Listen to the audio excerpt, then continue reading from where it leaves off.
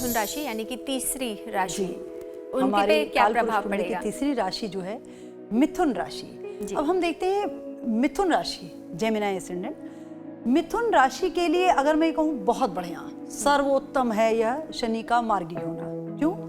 भाग्य भाव में यह गोचर कर रहे हैं। अब मिथुन राशि के बहुत सारे जातक सोचेंगे कि अभी पहले भी तो भाग्य भाव में थे, परंतु ये ध्यान रखिए बेटा कि पहले ये रेट्रो थे, वक्री थे। तो आपको भाग्य भाव में जब शनि होते हैं ना, तो वह थोड़ा डिले करते हैं जी, पर डिनाई नहीं करते। ऐसा नहीं है कि आपको रिजल्ट नहीं देंगे। और शनि जब देर से देते हैं ना, तो छप्पर फाड़ के देते हैं।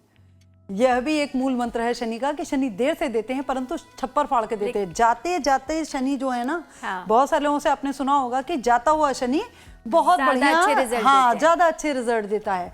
तो जो भाग्य आपको अभी तक लग रहा था कि भाग्य मेरा साथ कम दे रहा है या बार बार ब्लॉकेज आती है, तो वो अब नहीं होना है। अब शनि मार्गी हो रहे हैं। इसकी एक दृष्टि धन भाव पे पड़ रही है, एक पराक्रम पे पड़ रही है और एक आपके रोग रिपु ऋण पे पड़ रही है। तो रोग रिपु ऋण को ये कंट्रोल करेंगे शनि। आपका जो पराक्रम है उसमें आपको यात्राओं से अचानक से आपको एकदम से लगेगा कि मैं कहीं ट्रेवल पे गया और वहां मेरा कोई काम बन गया, लाभ हो जाएगा आपको। अचानक धन लाभ, इंस्टेंट धन लाभ मिथुन राशि के जातकों को होता हुआ दिखाई दे रहा है। क्योंकि आपको जो शनि की तीसरी दृष्टि धन भाव पे ही पड़ रही है ना, और फिर इसके बाद यात्रा, फिर उसके बाद रोग रिपूर्ण, तो आपके जो ब्लॉकेज हैं उनको आपकी यात्राएं खत्म कर देंगी। ये मिथुन राशि के जातकों की जन्म कुंडली का अलाइनमेंट है। जितने भी इसका अलाइनमेंट हो गया पूरा, जितने भी मिथुन राशि वाले हैं, जेमिनी वाले हैं ये। और स्पेशली आप देखिएगा कि अगर यह किसी तीर्थ स्थल की यात्रा कर लेते हैं, अगर ये किसी धार्मिक स्थान पे अगर यह जाते हैं या वहाँ पे घूम आते हैं, ऐसे ही एक बात मैं और भी बोलूँगी यहाँ पे ध्यान रखने वाली चीज़ है कि कई बार ऐसा होता है कि भाई हमारे पास इतना बजट नहीं है कि हम बहुत ही दूर जा सकें या ट्रैवल कर सकें। कोई दिक्कत नहीं है। आपके घर के आसपास जो छोटे मंदिर होते हैं, कोई बहुत ही पौराणिक मंदिर है, धर्म स्थान है, आप वहाँ जाइए, घूम के चले आइए और आप देखिए आपको लाभ हो रहा है, धन लाभ आपको होगा। आप वहाँ जब जाएंगे तो अचानक से आपको कुछ ऐसा क्लिक कर जाएगा। क्यों कह रही हूँ ये भी समझिएगा।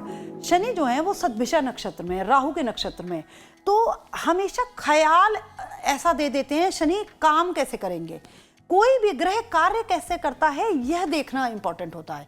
हमें जन्म कुंडली को जब अलाइन करना होता है तो हमें यह समझना होता है कि हम किस ग्रह को कैसे ट्रिगर करें। हो सकता है कि आपको कोई ऐसा स्वप्न आ जाए, आप सपने में कुछ ऐसा देखें और आपको कोई आइडिया आ जाए और आप उस पे कार्य करेंगे, आपको लाभ या फिर हो कोई जाएगा। ऐसा मिल जाए, हाँ, कोई ऐसा यात्रा के दौरान, यात्रा के दौरान, ट्रेवल के दौरान आपको कोई ऐसा मिल जाए जिससे आपको लाभ होगा। बस ध्यान यह रखना है कि भाग्य भाव में शनि है तो आपको रिजल्ट 43 डेज बाद में या थोड़ा उसके भी बाद में हो सकता है देखने को मिले, परंतु रिजल्ट निश्चित मिल रहा है मिथुन राशि के जातकों के लिए। फाइनेंस के मामले में भी मैं बोलूँगी कि मिथुन राशि के जातकों के लिए अच्छा है, ठीक है, कोई बुरा नहीं है। बस ध्यान ये रखिएगा कि चांदी में किसी तरह का इन्वेस्टमेंट ना करें और लिक्विड मनी को सोच समझ के खर्च करें।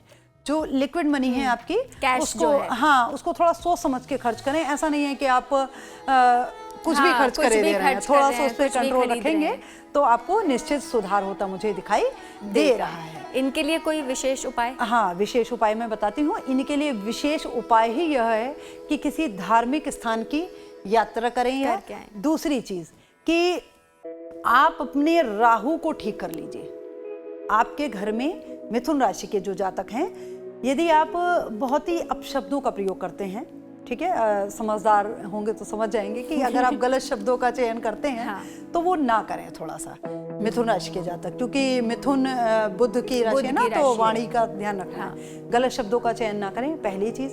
दूसरी चीज कि आप अपने घर में, यदि आपके घर में कबाड़ है या नेगेटिव जो एनर्जी होती है ना, नेगेटिव राहु जिसे कहते हैं, उसको आप बैलेंस करिए, उसको घर से निकाल दीजिए। दीपावली के टाइम पे बहुत सारे लोगों ने निकाला होगा, बट बाद में इकट्ठा हो जाता है, तो अगर ऐसा कुछ है तो उसका आप ध्यान रखिए, आपको निश्चित तौर पे लाभ होगा। एक चीज मैं और बोलूंगी कि आप नियमित रूप से अपनी वाणी के द्वारा शनि का कोई भी मंत्र, शनि देव का कोई भी मंत्र है, अपने पूजा स्थल पे बैठ करके 5 बार भी यदि आप पढ़ते हैं, 11 बार 5, और वैसे तो 108 बार पढ़ना चाहिए, परंतु यदि आपके पास समय नहीं है, भाई देखिए व्यस्त लाइफ है, सभी के पास बहुत कार्य होते हैं, यदि आपके पास समय नहीं है तो आप उसको 5 बार 11 बार भी पढ़ते हैं, सच्चे मन से पढ़िए, न्याय से पढ़िए। न्याय का मतलब क्या होता है कि सच्चे हृदय से, आपके मन में छल कपट नहीं होना चाहिए कि दिमाग में कुछ और चल रहा है कि मैं ये मंत्र करूंगा और शनिदेव धड़ाधड़ मनी दे देंगे, तो नहीं।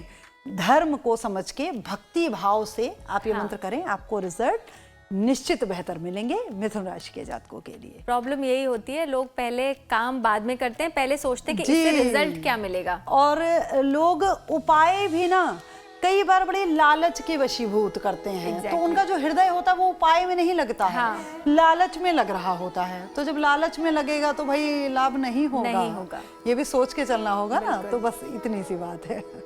ये आपने बता दिया कि मिथुन राशि के जितने भी लोग हैं उनको क्या क्या उपाय करने चाहिए, किस चीज से बचना चाहिए, ये भी बता दिया कि चांदी में निवेश ना करें। हाँ, ना करें। तो आपने तो क्लियर हो गया होगा लोगों को कि क्या करना चाहिए। और आप लोगों के लिए तो बहुत ही अच्छी आप निवेश की बता रहे हैं, तो मैं मिथुन राशि के जातकों को ये भी बोलूंगी कि शेयर मार्केट से भी थोड़ा सा परहेज रखें, दूर रहे तो ठीक है। ठीक, हाँ, बाकी आप हर तरह का, क्योंकि आजकल बड़ा चल रहा है शेयर मार्केट का ना, बड़ा बूम हो रखा है। और जब शेयर मार्केट बढ़ता है तो बढ़ता है और गिर रहा है तो गिर ही रहा है। तो थोड़ा सा सोच समझ के, जब तक शुक्र हैं और गुरु ग्रह हैं ये फेवरेबल पोजीशंस में ना हो, बड़े अच्छे ना हो, तो थोड़ा सा ध्यान रखना चाहिए। बिल्कुल जी।